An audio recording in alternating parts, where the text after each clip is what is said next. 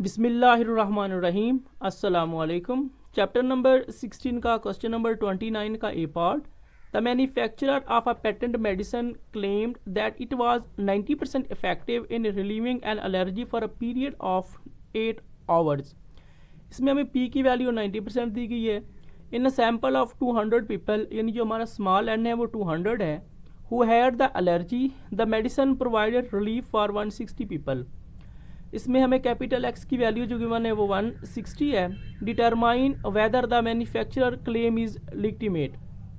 उन्होंने कहा ये आपने डिस्कस करना है कि जो मैन्युफैक्चरर का जो क्लेम है वो लिग्टिमेट है, यानी कि जो जायज़ है। ये हमें एच नॉट गिवन है, और दूसरा हमें ये गिवन है कि अल्फ़ा जो हमने लेना वो 0.01 लेना है।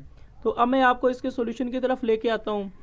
जो मुझे गिवन पॉइंट थे वो मैंने ऊपर लिख दिए हैं। P which is equal to 0.90, capital X which is equal to 160, small N which is equal to 200। फिर हम क्यू की वैल्यू फाइंड करेंगे। We know that Q which is equal to 1 minus P, 1 और माइनस सेम, पी की जगह उसकी value जो मुझे गिवन थी 0.90, 1 में से मैंने 0.90 को सब्ट्रैक्ट किया तो मेरे पास आंसर आया 0.10।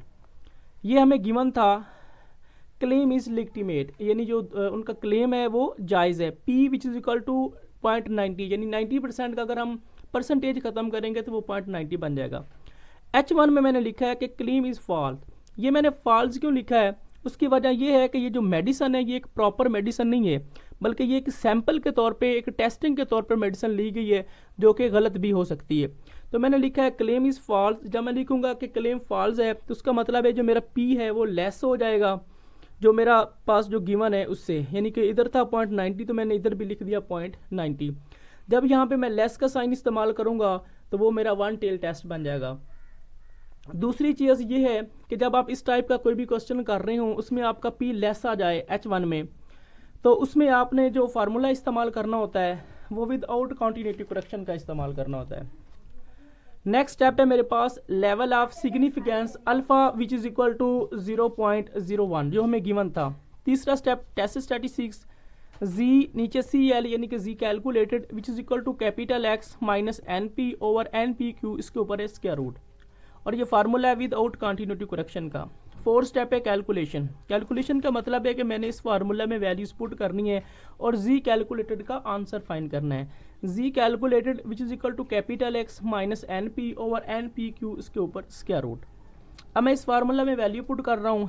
कैपिटल एक्स की मेरे पास वैल्यू है 160, वो लिख दी। फिर माइनस फार्मूले का स्मॉल एन की जगह उसकी वैल्यू 200। फिर पी की मेरे पास वैल्यू है 0.90, नीचे स्मॉल एन की मेरे पास वैल्यू 200 है, उसके बाद पी है उसकी मेरे पास वैल्यू 0.90 है, और क्यू की मेरे पास वैल्यू 0.10 है। अब मैंने 160 को सेम लिख दिया, फिर माइनस को, फिर मैंने 200 को 0.90 से मल्टीप्लाई किया तो मेरे पास आंसर आया 180। 200 को मैंने मल्टीप्लाई किया 0.9 से, सॉरी 0.90 से और 0.10 से, तो मेरे पास आंसर आया 18। अब 160 में से मैंने 180 को सब्ट्रैक्ट किया तो मेरे पास आंसर आया -20। 18 की मैंने स्क्वायर रूट ली तो आंसर आया 4.23। अब मैंने 20 को डिवाइड किया 4.23 के ऊपर तो मेरे पास आंसर आया 4.73। इधर माइनस था वो साथ में मैंने माइनस लिख दिया। 5 स्टेप पे क्रिटिकल रीजन। तो क्रिटिकल रीजन जो इस टाइप का क्वेश्चन है उसके लिए हमें बुक के ऊपर गिवन है, तो मैं आपको बुक की तरफ लेके जाता हूँ, वहाँ आपको बताता हूँ कि आपने कौन सी क्रिटिकल रीजन लेनी है। यहाँ पे हमारा P लेस आ रहा है, यानी ये वाला P हमारा लेस आ रहा है। जब हमारा P लेस आ रहा हो तो हमने क्रिटिकल रीजन इस्तेमाल करनी है जी कैलकुलेटेड लेस है माइनस जी अल्फ़ा। ये नीचे सी एल आपको नज़र आ रहा है, ये आपकी बुक पे नहीं होगा, ये मैंने खुद लिखा है। जी कैलकुलेटेड लेस है माइनस जी अल्फ़ा, वो मैंने लिख दिया है जी कैलकुलेटेड लेस है माइनस जी अल्फ़ा। अब जी कैलकुलेटेड की मेरे पास वैल्यू -4.73 और जी अल्फ़ा की वैल्यू हमने बुक के ऊपर एक टेबल बना हुआ है उससे चेक करते हैं। आप इसको याद भी कर सकते हैं। अब मेरे पास लेवल ऑफ सिग्निफिकेंस है 0.01 और मेरे पास जो टेल टेस्ट है ना वो वन साइडेड टेस्ट है, तो उसमें जी अल्फ़ा की मेरे पास वैल्यू बन रही है 2.33, तो उसकी मैंने वैल्यू लिख दी 2.33। इधर भी माइनस था तो मैंने इधर भी माइनस लगा दिया। अब आपने एक बात और गौर से सुननी है। पहले जो हम क्वेश्चन करते थे जितने भी हमने हाइपोथेसिस टेस्टिंग में क्वेश्चन किए हैं और विदाउट कंटिन्यूटी करेक्शन में किए हैं, तो उसमें हमने जी कैलकुलेटेड को माइंड में रखते हुए एक्सेप्ट और रिजेक्ट करते थे, लेकिन यहाँ पे हमने जी अल्फ़ा को मद्देनज़र रखते हुए एक्सेप्ट या रिजेक्ट करना है। उसकी वजह ये है कि अब हमें क्रिटिकल रीजन में बताया गया है कि आपका जी अल्फ़ा माइनस जी अल्फ़ा वो ग्रेटर है जी कैलकुलेटेड से। अब आपने इसको माइंड में रखते हुए रिजेक्ट और एक्सेप्ट करना है। अब अगर जी अल्फ़ा की वैल्यू बड़ी हो इस जी कैलकुलेटेड से तो वही रिजेक्ट एच नॉट, अगर इसकी वैल्यू छोटी आए तो वही एक्सेप्ट एच नॉट। अब इधर है -2.33 और इधर है -4.73। माइनस की जितनी भी वैल्यू छोटी होती है वो उतनी माइनस की बड़ी वैल्यू से बड़ी होती है। अब हमारी ये वाली वैल्यू बड़ी है यानी जी अल्फ़ा बड़ा है, तो उसका मतलब है we reject H not. 6 step है conclusion. So we reject H not because the value of Z alpha is greater than Z calculated, यानी कि हम एच नॉट को रिजेक्ट करते हैं। उसकी वजह यह है कि हमारा जो जी अल्फ़ा है वो जी कैलकुलेटेड से बड़ा है। तो अब मैं आता हूं नेक्स्ट क्वेश्चन की तरफ। नेक्स्ट क्वेश्चन है मेरे पास question number 30। An electrical company claimed that at least 90% of the power which they supplied on government contract form to specifications। अब इसमें हमें P की वैल्यू है 95% और उन्होंने कहा है कि एट लीस्ट यानी हमने P लेस लेना है 90%। ए सैंपल ऑफ 400 पार्ट्स, हमें जो स्मॉल एन की वैल्यू गिवन है वो 400 यानी कि 400 गिवन है, was tested and 45 did not meet specifications। सबसे मेन पॉइंट आपने ये याद रखना है, जितने भी मैंने क्वेश्चन करवाए हैं उसमें ये क्वेश्चन में एक जो स्टेप आया वो बाकियों से मुख्तलिफ है। इधर है उन्होंने कहा है कि सैंपल उन्होंने 400 का लिया है टेस्टेड के लिए, उसमें से जो 45 है वो नहीं मिल रहे, उससे स्पेसिफिकेशन से नहीं मिल रहे। उसका मतलब है जो आपने कैपिटल एक्स लेना है वो 400 में से आपने 45 को सब्ट्रैक्ट करके लेना है। अगर उन्होंने डायरेक्ट दिया होता है कि capital X which is equal to 45 या उनकी इंस्ट्रक्शन को और होती तो फिर हमने डायरेक्ट 45 उसका कैपिटल एक्स लिखना था। अब उन्होंने कहा है कि 400 पार्ट टेस्ट किए गए हैं जिनमें जो 45 है वो उनसे नहीं मिल रहे, उसकी स्पेसिफिकेशन से नहीं मिल रहे। इसका मतलब है जो आपने कैपिटल एक्स लेना है वो 400 में से आपने 45 को सेपरेट करके लेना है। जब आप 400 में से 45 को सेपरेट करेंगे तो आंसर आएगा 355, वो आपका कैपिटल एक्स होगा। Can we accept the company claim at 0.05 level of significance. इसमें जो हमने लेवल ऑफ सिग्निफिकेंस यानी कि अल्फा इस्तेमाल करना है वो 0.05 लेना है। तो अब मैं आपको इसके सॉल्यूशन की तरफ लेके आता हूँ।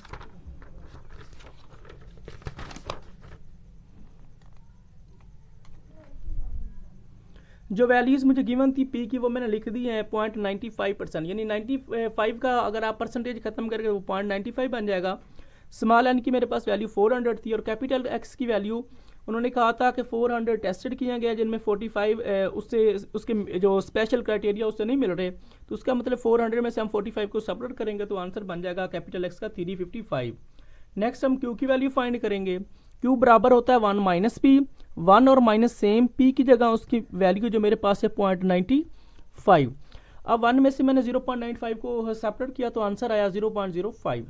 Next step H not P which is equal to 0.95 and H one उन्होंने कहा था कि एट लीस्ट 95%, यानी कि आपने पी लेस लेना है 95%, तो मैंने लिख दिया पी लेस है 0.95%, तो वो हमारा बन जाएगा वन साइडेड टेस्ट। और दूसरी बात मैंने आपको कहा था कि जब आपका पी लेस हो तो आपने विदाउट कंटिन्यूटी करेक्शन का फार्मूला इस्तेमाल करना है। अगर आपका ग्रेटर हो या यहाँ पे नॉट इक्वल टू हो तो फिर आपने विद कंटिन्यूटी करेक्शन का फार्मूला इस्तेमाल करना है। सेकंड स्टेप है लेवल ऑफ सिग्निफिकेंस जो हमें गिवन था alpha which is equal to 0.05। तीसरा स्टेप है test statistics Z calculated which is equal to capital X minus N P over N P Q, इसके ऊपर स्क्वायर रूट, और जो मेरे पास फार्मूला है वो है विदाउट कंटिन्यूटी करेक्शन का। फोर्थ स्टेप कैलकुलेशन, मैंने इस फार्मूला में वैल्यूज पुट करनी है। Z calculated which is equal to capital X minus N P over N P Q, इसके ऊपर स्क्वायर रूट। अब मेरे पास जो x की वैल्यू है वो 355 है, फिर माइनस फार्मूले का, उसके बाद स्मॉल n उसकी मेरे पास वैल्यू 400 और p की मेरे पास वैल्यू 0.95, उसके बाद स्मॉल n की मेरे पास वैल्यू 400, p की मेरे पास वैल्यू 0.95 और q की मेरे पास वैल्यू 0.05। अब 355 को मैंने सेम लिख दिया, 400 को 0.95 से मैंने मल्टीप्लाई किया तो मेरे पास आंसर आया 380। अब 400 को 0.95 और 0.05 से मैंने मल्टीप्लाई कर दिया तो मेरे पास आंसर आया 19। अब 355 में से मैंने 380 को सेपरेट किया तो आंसर आया -25 और 90 की मैंने स्क्वायर रूट ली तो मेरे पास आंसर आया 4.36। अब 25 को मैंने डिवाइड किया 4.36 के ऊपर तो मेरे पास आंसर आया 5.73 और साथ में था माइनस तो वो मैंने लगा दिया। 5 स्टेप है क्रिटिकल रीजन। तो क्रिटिकल रीजन हमने सेम इस्तेमाल करनी क्योंकि पिछले क्वेश्चन में भी हमारा पी लेस था तो हमने क्रिटिकल रीजन ये वाली इस्तेमाल की और इसमें भी हम वही करेंगे। जी कैलकुलेटेड लेस है माइनस जी अल्फा। अब जी कैलकुलेटेड की मेरे पास वैल्यू है माइनस 5.73 और जी अल्फा की मेरे पास वैल्यू है वो मैं टेबल से चेक कर लेता हूँ। अब लेवल ऑफ सिग्निफिकेंस मेरे पास 0.05 है। 0.05 लेवल ऑफ सिग्निफिकेंस से वन टेल टेस्ट है उसमें जी अल्फा की मेरे पास वैल्यू है, ऊपर वन टेल टेस्ट भी नजर आ रहा है, जी अल्फा की वैल्यू 1.645 है तो मैंने उसकी वैल्यू लिख दी 1.645। इधर माइनस था वो वाला माइनस मैंने साथ में लगा दिया। अब हमने जी अल्फा को माइंड में रखते हुए रिजेक्ट और एक्सेप्ट करना है। तो जितनी माइनस की वैल्यू छोटी होती है उतनी माइनस की बड़ी वैल्यू से बड़ी होती है। अब हमारा जी अल्फा बड़ा है, जब जी अल्फा बड़ा हो तो उसका मतलब है वो रिजेक्ट एच नॉट, अगर छोटा हो तो वो एक्सेप्ट एच नॉट। अब बड़ा है तो इसका मतलब है वो रिजेक्ट एच नॉट। 6 स्टेप है conclusion. So we reject H not because the value of Z alpha is greater than Z calculated. हम एच नॉट को रिजेक्ट करते हैं, उसकी वजह ये है कि हमारा जो जी अल्फा है वो बड़ा है हमारे जी कैलकुलेटेड से। तो अब मैं आता हूं नेक्स्ट क्वेश्चन की तरफ। नेक्स्ट मेरे पास क्वेश्चन है क्वेश्चन नंबर 31 का A part. A random sample of 150 light bulbs manufactured by a firm capital X showed 12 defective bulbs while a random sample of 100 light bulb manufactured by another firm Y showed 4 defective bulbs in there are significant difference between the proportions of two forms। इसमें हमें n1 जो है हमारा है उसकी मेरे पास value 150 है, उसके बाद जो x1 है उसकी मेरे पास वैल्यू 12 है। इसी तरह उनका रैंडम सैंपल यानी कि जो हमारा n2 है वो 100 है और जो हमारा x2 है वो मेरे पास 4 है। तो यहाँ पे लेवल ऑफ सिग्निफिकेंस गिवन नहीं है, वो हमने अपनी तरफ से लेना है और मोस्टली हम इस्तेमाल करते हैं 0.05। तो अब मैं लेके आता हूं आपको इसके आंसर की तरफ।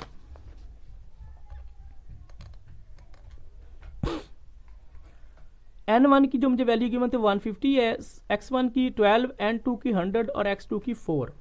अब first step h not p1 which is equal to p2 क्योंकि उन्होंने कहा है कि हमने इसको प्रोपोर्शंस के लिए सॉल्व करना है।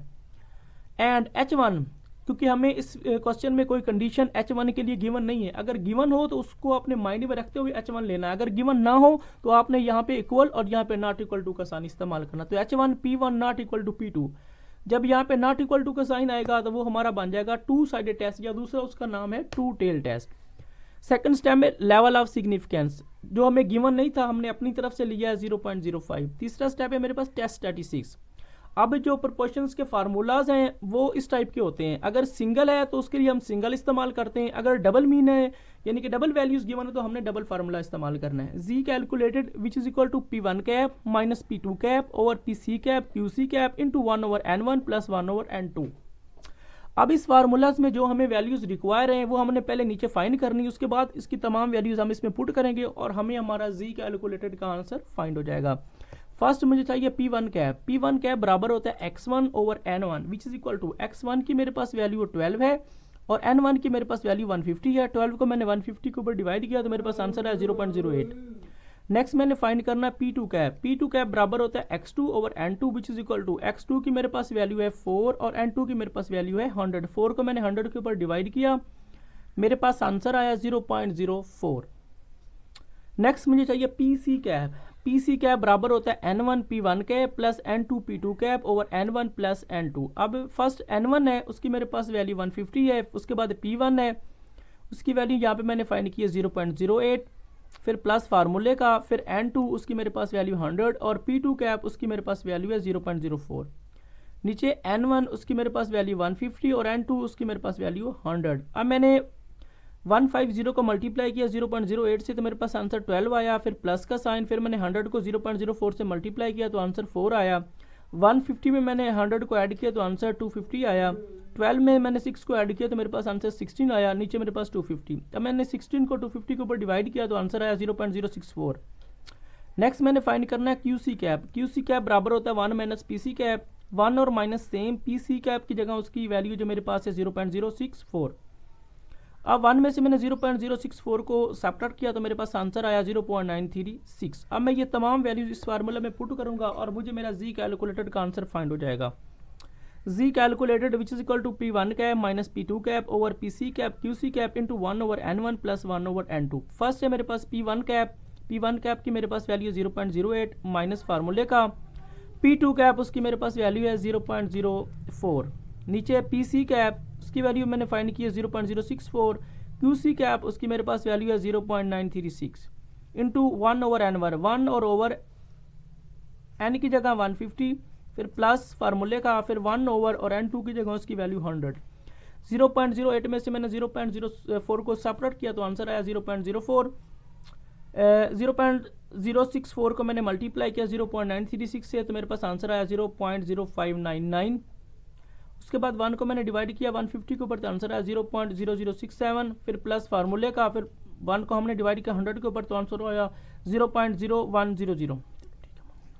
0.04 सेम, 0.0599 सेम आ जाएगा, तो 0.0067 मैंने ऐड किया 0.0100 को तो मेरे पास आंसर आया 0.0167। अब ऊपर वाली वैल्यू सेम, मैंने 0.0599 को मल्टीप्लाई किया 0.0167 से तो मेरे पास आंसर आया 0.0010।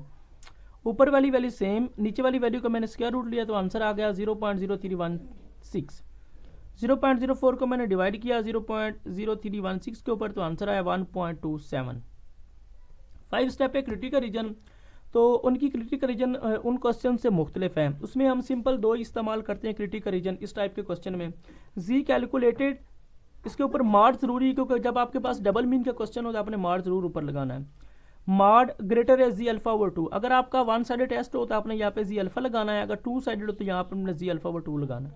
नेक्स्ट है जी कैलकुलेटेड, उसकी मेरे पास वैल्यू है 1.27। जी अल्फा ओवर 2 की वैल्यू मैं बुक से चेक कर लूंगा। अब हम दोबारा बुक की तरफ आते हैं। लेवल ऑफ सिग्निफिकेंस है मेरे पास 0.05 टू टेल टेस्ट है, उसमें जी अल्फा ओवर 2 की वैल्यू 1.96 1.96 उसकी वैल्यू लिख दी। अब हमने जी कैलकुलेटेड को माइंड में रखते हुए रिजेक्ट और एक्सेप्ट करना था। अब हमारा जी कैलकुलेटेड जो है वो जी अल्फा ओवर 2 से छोटा है। जब हमारा जी कैलकुलेटेड छोटा हो तो उसका मतलब होता है वही एक्सेप्ट एच नॉट, बड़ा हो तो फिर reject. 6 step conclusion, so we accept H not because the value of ji calculated is less than ji alpha over 2। हम इस जी कैलकुलेटेड को एक्सेप्ट करते हैं क्योंकि हमारी जो जी अल्फा ओवर 2 की वैल्यू है वो इससे बड़ी है। तो अब मैं लेके आता हूँ आपको इसके लास्ट पार्ट की तरफ, जो मेरे पास है B part. Random sample of 500 man and 500 women, यानी कि N1 500 है और N2 भी 500 है, are selected to determine whether the proportions of the man and women favoring a political candidate are different, perform a hypothesis test at 5%, यानी कि level of significance 0.05। In the samples 225 man, यानी जो हमारे पास x1 है वो 225 है, and 275 women, यानी हमारे पास x2 है वो 275 है। Favor the candidate, what is implied by the test result. अब मैं आपको इसके सॉल्यूशन की तरफ लेके आता हूं।